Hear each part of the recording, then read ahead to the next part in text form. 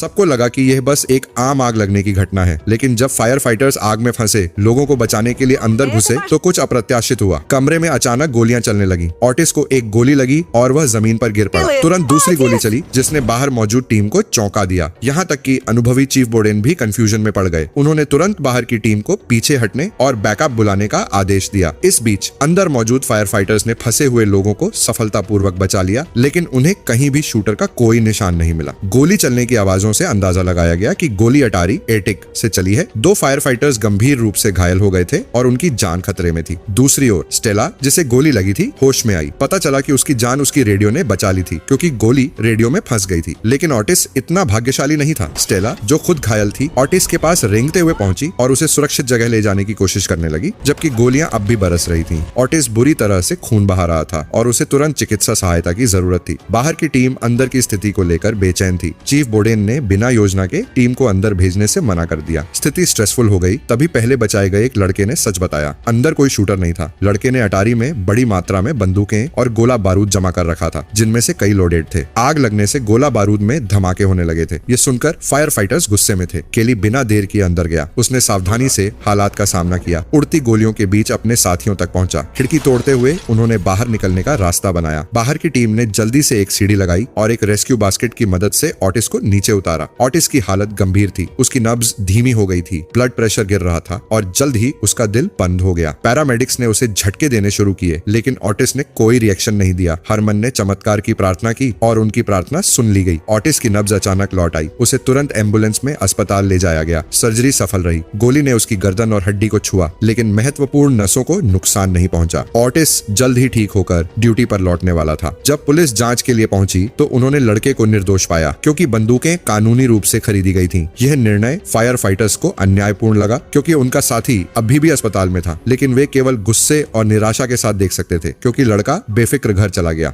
Его кровь на твоих रуках, слышишь? अगले दिन एक और इमरजेंसी कॉल आई। यह फिर से उसी लड़के का घर था। इस बार गैरेज से सफेद धुआं निकल रहा था। कांच से देखने पर लगा कि कोई खुद को नुकसान पहुंचाने की कोशिश कर रहा है। उन्होंने तुरंत दरवाजा तोड़ा और अंदर घुसे। वहां उन्होंने देखा कि लड़के ने कार के एग्जॉस्ट को बंद कर लिया था। उन्होंने कार की खिड़की तोड़ी, दरवाजा खोला और इंजन बंद किया। लड़का बेहोश था। उसे स्ट्रेचर पर लिटाकर डिफिब्रिलेशन और सीपीआर दिया गया। फायर फाइटर्स के मेहनत से लड़का होश में आया और उसकी जान बच गई। बाद में लड़के ने बताया कि घर लौटने के बाद उसे बहुत पछतावा हुआ। वह उस घटना को भूल नहीं पा रहा था और खुद को दोषी मानते हुए उसने यह कदम उठाया। यह जानकर फायर फाइटर्स का दिल पिघल गया। उन्होंने उसे एक नया मौका देने का फैसला किया। आखिरकार हर कोई गलती करता है और कभी-कभी एक माफी या प्रोत्साहन किसी की जिंदगी बदल सकता है।